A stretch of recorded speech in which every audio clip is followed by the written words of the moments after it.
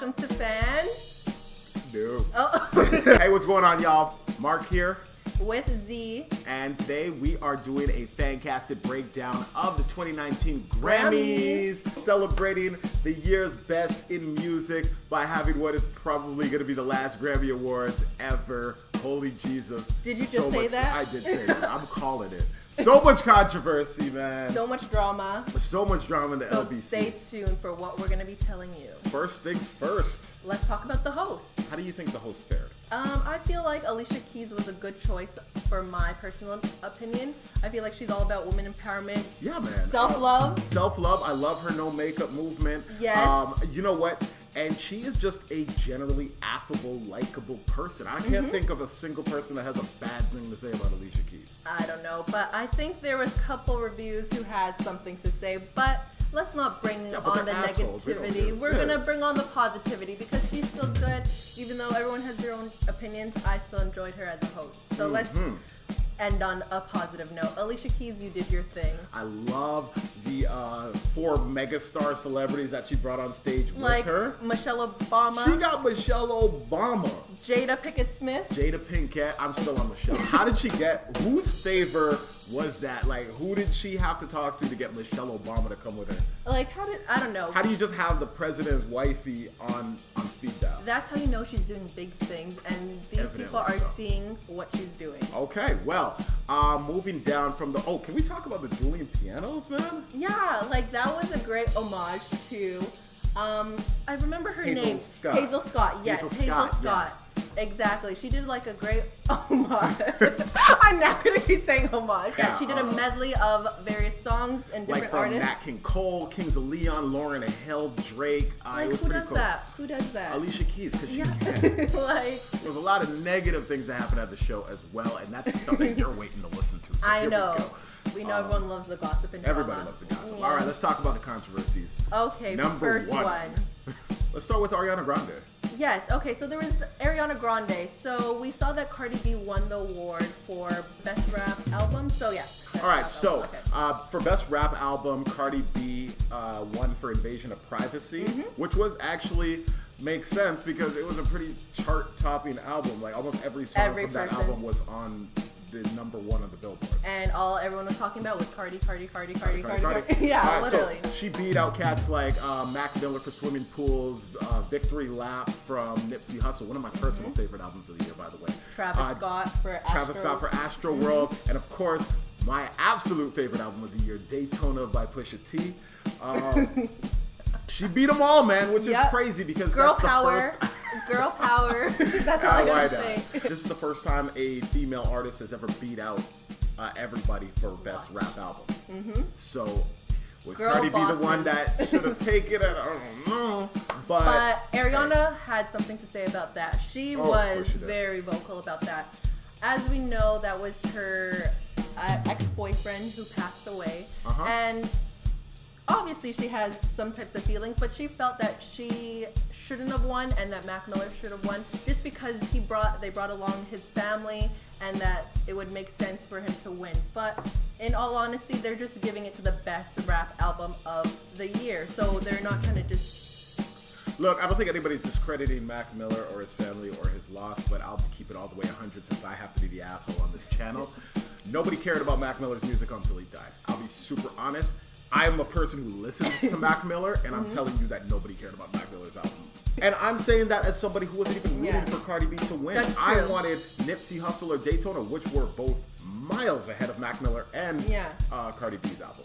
But Cardi B's albums does numbers, and this is the Grammys. They look at the numbers. They're not nominated. They're not going to let Nas win over Jay-Z. It's never happened. Ariana Grande, of course, has been in a lot of controversy when it comes to the Grammys this year. So she had issues with the producers of the show. So many things happened in this Grammy Awards. This is like the Trump administration. It's like 1 minute lasts like 6 hours. So what we're going to do, we're going to just leave Ariana as there was just some issues that arose with her, and we're going to talk about someone else. So next we're going to talk about is Drake.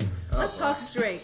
He won the award of Best Rap Song went to Drake for God's Plan. He won over King's Dead. so mad.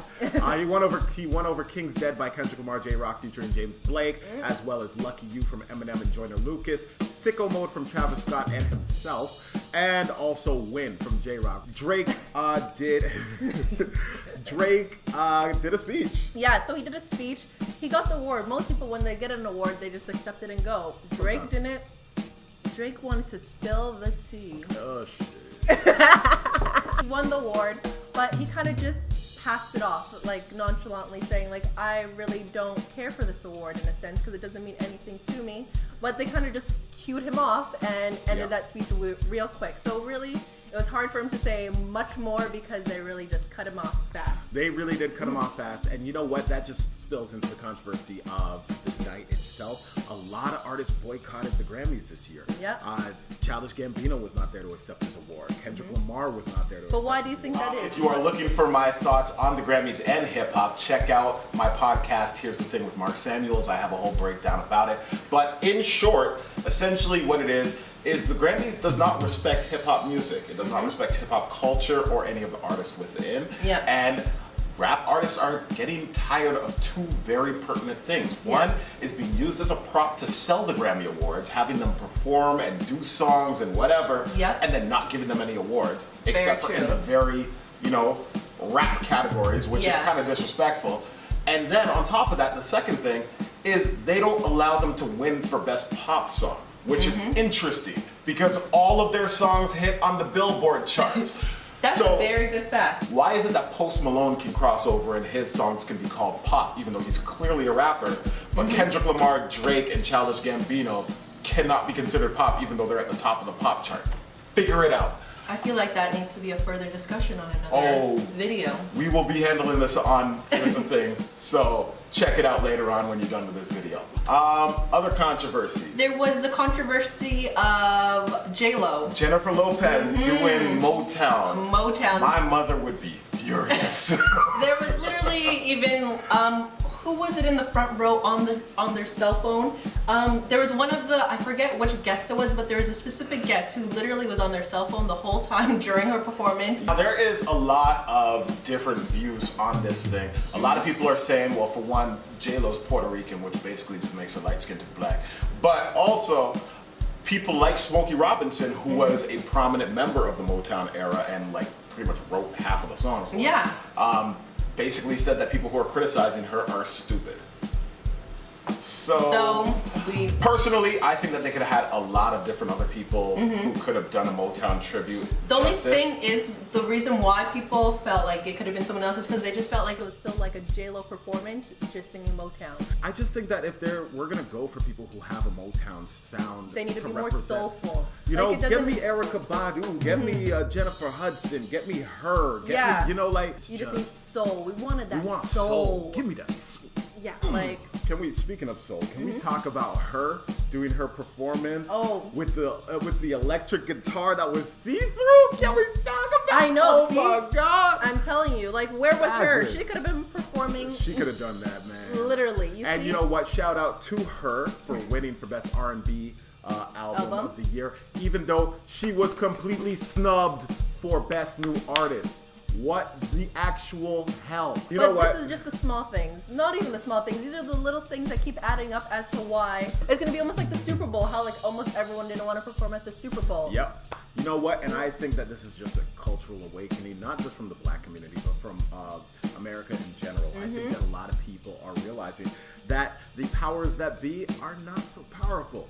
Nope. They don't work without us. This was one of the lowest rated Grammy airings in history. This was not a win for the Grammys at all. Take note, all right? We want change. So that is the Grammys 2019 in a nutshell. What do you think was the most controversial moment? What do you guys think needs to change for next year? Are you going to be watching the Grammys next year? How did you guys feel about the hosts? How did you guys feel about everything that went down? Leave your comments below. Tell us how you liked it. Tell us what you want to see more of. Yeah. Let us know if you enjoyed the discussion, if you want more types of discussions, and we'll be able to answer all your questions. So yeah, thank you guys for watching, and this was the episode of FanCastit. stay tuned for the next one. I've been Mark. I'm Zee. And this has been FanCastit, and you have been excellent. We will see you at the next one. Don't forget to follow me at Spill the Zee. Don't forget to follow me at Mark Samuels Noir.